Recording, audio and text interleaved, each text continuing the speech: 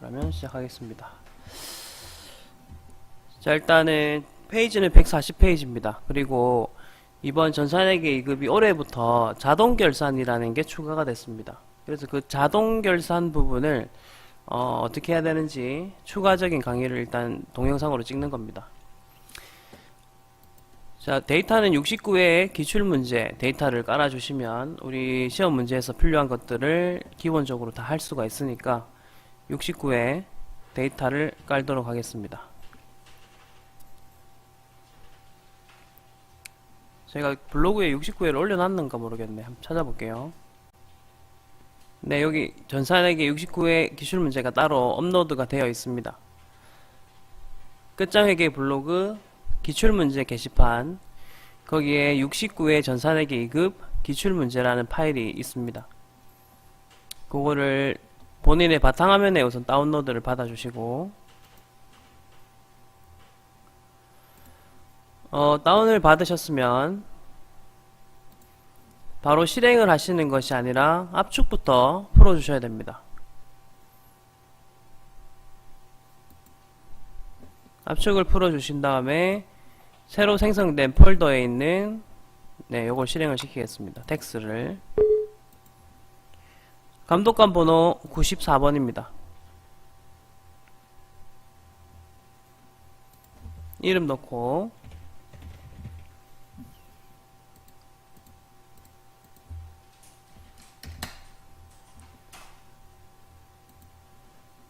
프로그램을 이렇게 띄운 상태에서 수업을 시작하겠습니다.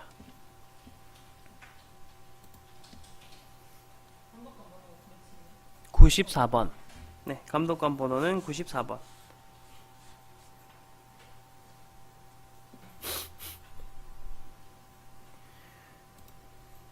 교재는 140페이지입니다. 자, 거기에서 제가 책에 정리를 해놓은 건 뭐냐면 실제로 이제 기출 때 썼던 결산 문제의 출제 경향이거든요. 이거 보시다시피 뭐 자주 나오는 것들은 요런 것들 미수 미지급 선수 요거는 거의 한 문제씩 무조건 나오네요. 요거는 이제 나중에 우리가 수동 결산하면서 연습을 하는 거고, 지금 먼저 다룰 거는 요거예요. 감가상각비 대손충당금 요 부분 있죠. 요 세 개가 바로 자동 결산이라는 메뉴와 관련된 거거든요. 그래서 이제 요 세 가지를 가지고 이야기를 할 겁니다. 그리고 결산 문제는 제가 또 이렇게 정리를 먼저 한번 하고 이야기를 할게요. 결산. 일단 결산은 항상 12월 31일에 하는 거예요. 그리고 이거를 수동 결산이라는 것과 그 다음에 자동 결산이라는 걸로 나눕니다. 사실 작년까지만 해도 전산회계 2급에서는 수동 결산으로만 모든 문제를 풀어라 라고 했었어요. 근데 이제 올해부터는 요 자동 결산도 할 수 있게끔 메뉴를 만들어 놨거든요. 그래서 지금 요렇게 자동 결산 부분을 업데이트를 하겠습니다. 자, 먼저 전체적인 정리 차원에서 보자면 수동 결산은 무엇이냐 라고 한다면요, 메뉴 이름은 일반 전표 입력 메뉴가 있죠. 우리가 분계를 넣었었던 메뉴예요. 거기로 가서 날짜를 12월 31일로 합니다. 그런 다음에 분계를 입력하는 거예요. 말 그대로 12월 31일자로 해서 필요한 분계들을 내가 직접 손으로 다 끄는 다음 다 이렇게 입력을 했던 거죠. 하지만 이제 자동 결산부터는 어떤 거냐면 결산 자료 입력이라는 메뉴가 우선 있고요. 이 결산 자료 입력 메뉴로 가셔서 입력하시면 돼요. 그래서 결산 자료 입력 메뉴에서는 이제 무엇을 입력해야 되는지 하나씩 보겠습니다. 네, 마이크 잘 나오고 있고. 자, 우선은 프로그램을 잠깐 이렇게 띄워보시면요, 오른쪽 위에 결산 자료 입력이라는 메뉴가 있을 겁니다. 요거를 일단 눌러보시면 보시다시피 결산 자료 입력 그 프로그램 메뉴가 떴습니다. 여기 이제 월을 넣으라고 하는데 결산 때는 그냥 엔터만 치시면 돼요. 그리고 여기서는 뭐 어떻게 어쩌고 저쩌고 하는데 확인하겠습니다. 자, 그러면 이제 여러분들 프로그램 화면을 보시면 이 오른쪽에 녹색 한들이 보이실 거예요. 그러니까 여기에다가 뭐 필요한 정보들을 넣으시면 되는 겁니다.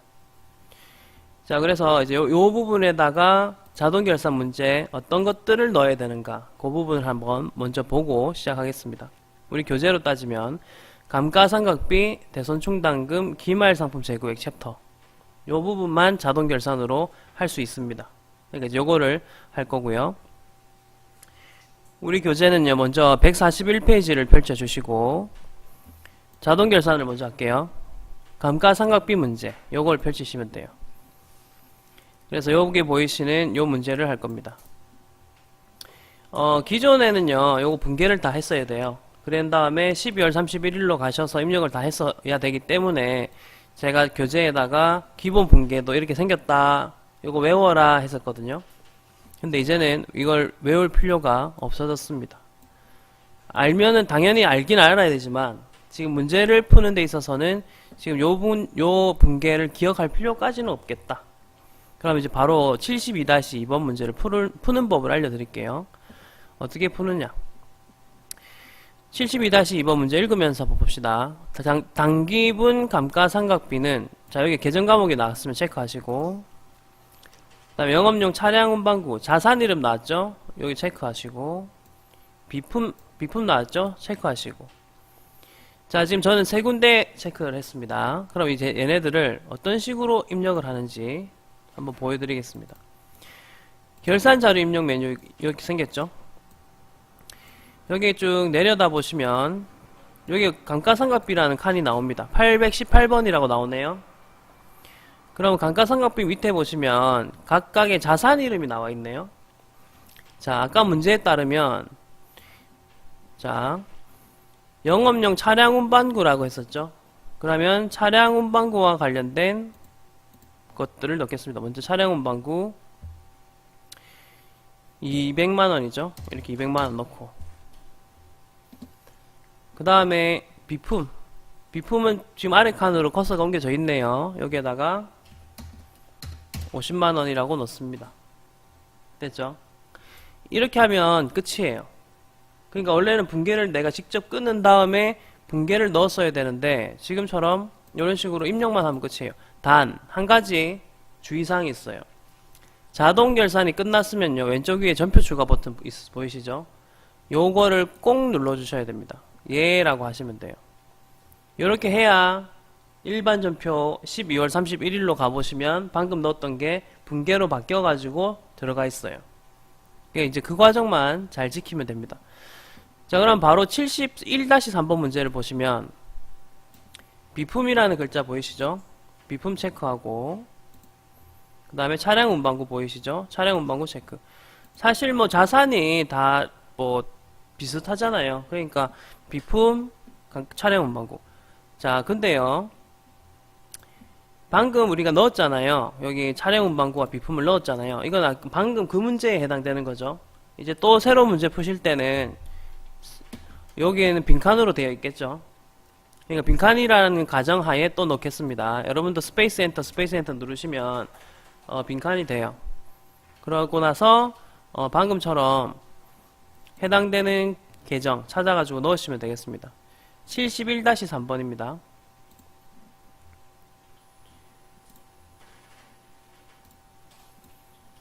비품을 넣고요. 그 다음에 차량 운반구 넣고요. 예, 이렇게 넣으시면 됩니다. 넣고 제가 뭐 기억하시랬어요? 그렇습니다. 전표 추가. 이거 꼭 해주셔야 돼요. 그러면 예 하면 알아서 다 들어가게 되겠죠. 자, 이런 식으로 푸시면 돼요. 68-1번도 이제 뭐 따로 풀 게 없어요. 입력하는 게 워낙 그렇기 때문에.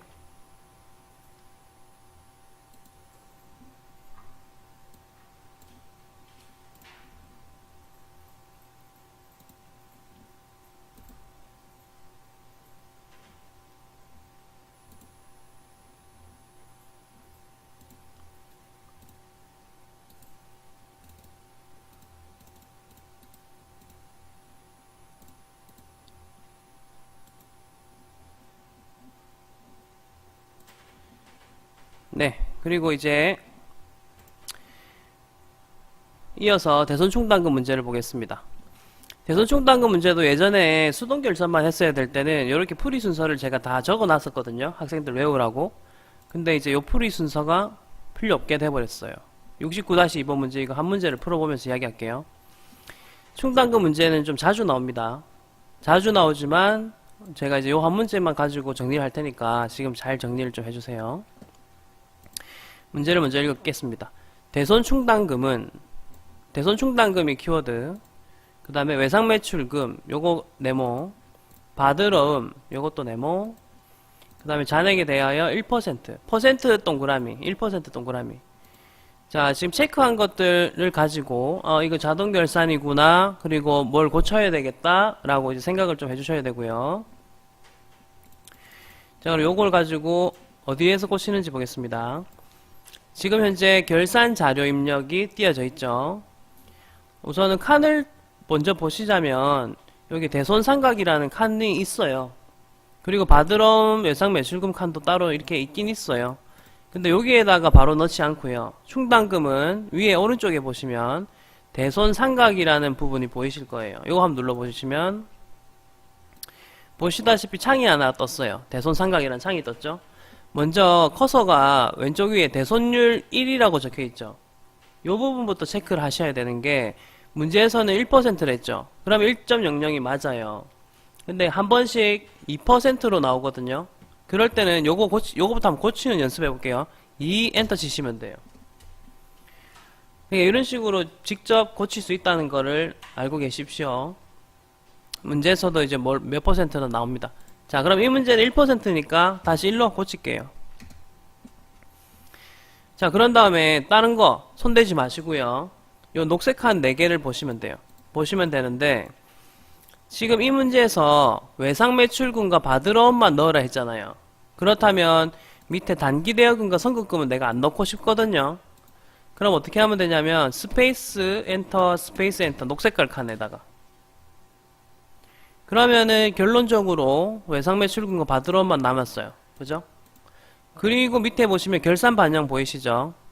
요거 눌러주세요. 결산 반영. 자, 내가 결산 반영 넣자마자 지금 요 칸 대손상각 칸에 숫자들이 각각 입력이 되었죠. 이게 끝이거든요. 자, 제가 아까 이 메뉴에서 꼭 잊지 마라고 했던 게 전표 추가, 맞죠? 전표 추가까지 마무리. 이렇게 하시면 되겠습니다. 항상 자동 결산을 하고 나면 전표 추가를 잊지 말아주세요. 자, 그 다음 마지막 자동 결산은요, 기말 상품 재고액 문제입니다. 자, 사실 이것도 풀이 순서가 있었습니다.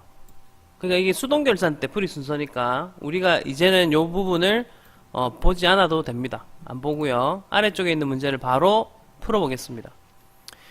기말 재고조사 결과. 자, 기말이라는 단어부터 체크할게요. 기말 동그라미 치시고, 그 다음에 상품 재고액은 상품 동그라미. 이 말은요, 지금 현재 창고에, 기말의 창고에 가서 재고 조사를 해보니까 금액이 옆에 보이시는 2,050만원 체크하세요. 2,050만원이야. 장부랑, 그러면 이제 장부랑 비교하라는 뜻이에요. 장부랑 비교해서 지금 기말 창고에 실제로 남아있는 거랑 비교해라. 그리고 차이 부분에 대한 분개를 해라, 이 말이거든요. 근데 그것도 이제는 우리가 안 해도 된다. 무슨 말인지 해보겠습니다. 자, 이 문제를 띄워놓은 상태에서, 자, 이렇게 있는데요. 요 칸, 기말 상품 재고액이라는 칸을 찾아보십시오. 여기에다가 요 위에 있는 숫자 있죠? 그대로 넣습니다. 20500 엔터. 여러분, 이게 끝이에요.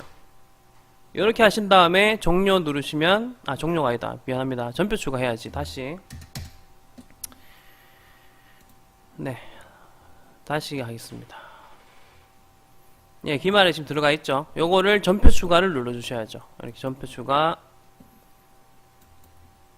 네, 전표 추가까지 하시면 됩니다. 자동 결산 문제는 항상 이렇게 전표 추가로 해주시기 바랍니다. 자, 그러면 69-3번 문제 보이시죠? 요거는 똑같아요, 문제가. 기말 상품 재고액은 요거 체크하시면 되고, 그 다음에 500만원이다 체크하시고, 그럼 아까 하셨던 대로 보시면 프로그램 상에서 기말 부분 지금 뭐 입력돼 있죠. 이건 아까 한 문제거든요. 새로 입력하실 때는 스페이스 엔터 해보세요. 그리고 보통은 빈칸으로 돼 있습니다. 500만원 넣으시고 그 다음에 전표 추가 버튼 꼭 눌러주세요. 그리고 예. 자, 이렇게 하시면은 끝입니다. 자, 정리하겠습니다. 지금 보시면 자동 결산 문제는 요 세 가지입니다. 감가상각비, 대손충당금, 기말상품 재고액. 요 문제가 이제는 자동 결산으로 나올 것이기 때문에 요것들은 아까처럼 결산 자료 입력으로 가셔서, 자, 결산 자료 입력 여기 있죠? 가셔서 넣는다. 그리고 잊지 마셔야 되는 거는 전표 추가라는 버튼. 요거는 잊지 않는다. 그러면 이제 나머지 문제는요, 어떻게 하셔야 되냐면, 직접 분계를 하신 다음에 12월 31일 가셔서 일반 전표로 입력하시면 되겠습니다. 그리고 이게 순서를 물어보기도 해요. 수동 먼저 넣을까요? 자동 먼저 넣을까요? 하시는데 상관없어요. 뭘 먼저 넣으셔도 상관없고 그냥 문제 순서대로 차근차근 하시면 되겠습니다. 됐죠? 결산 문제는 보통 3문제에서 4문제 4문제 정도 이렇게 나오니까 그렇게 해서 정리를 하도록 하겠습니다.